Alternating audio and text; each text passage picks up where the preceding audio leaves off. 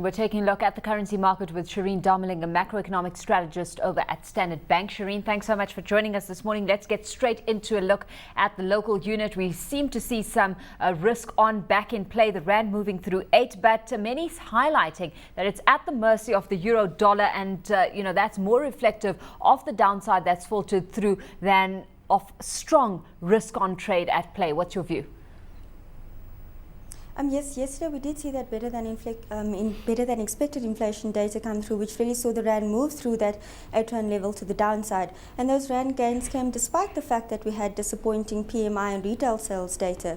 We also saw the local equity markets really shrug off that disappointing data, and we saw it close at the end of the day at another record high, as while commodity prices continued to strengthen. And we did see that strengthening come through this morning as well, and perhaps on the back of the fact that there are rumors that the Chinese authority could possibly relax monetary policy and allow banks to really boost lending. So that risk on mood today again is expected to keep the rand at fairly strong levels, but it's the currency is also expected to eye that MPC meeting or announcement of the MPC meeting that's scheduled for later today. But generally the rand has been tracking euro dollar movements, and we could draw direction from further sentiment coming through from the eurozone. On that euro dollar front, we're sitting at 128.53 this morning, pretty much flat lining at this stage of the game, and we know that we started off the year with a very bearish tone and outlook on the euro. It's been there despite the strength that's filtered through and the optimism that's come through on a slight basis over the course of yesterday and today. For how long, Shireen,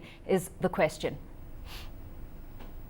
Well, as you mentioned, it's really about the timing and the fact that we did have that announcement coming through from the IMF that really helped with sentiment, and it is going to help with sentiment as we go along into February when the actual deal will be concluded. But the euphoria is not expected to last that long. If you look at what has been happening over the past couple of weeks and into last year, we did see resolutions or talk of resolutions come through, and that really that created that hype for improved sentiment. But if you see conditions really deteriorate, it could flip again, and we could see the euro dollar, or rather the euro deteriorate against the dollar again. Yep, but let's take a look at the dollar movement, because we've seen stronger than expected earnings come through on most front, and then better than expected macroeconomic data come through as well. We're looking forward to a string of US data today, and December CPI numbers at the forefront. Shireen, your expectations there and your dollar outlook?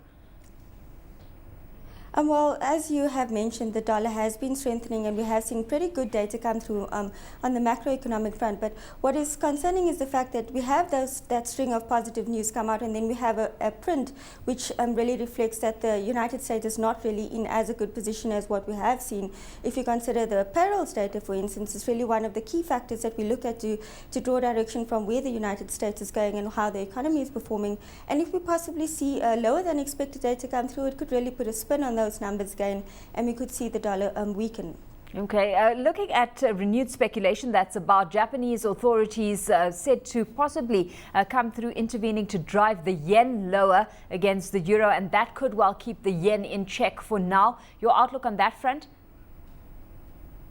Well, I think the main reason behind that is the fact that they are still looking to see a recession, even though current expectations are for that recession in the Eurozone to be a lot less pronounced. But I think the Japanese authorities are of the view that if conditions does deteriorate considerably, that they still have some buffer against the Eurozone.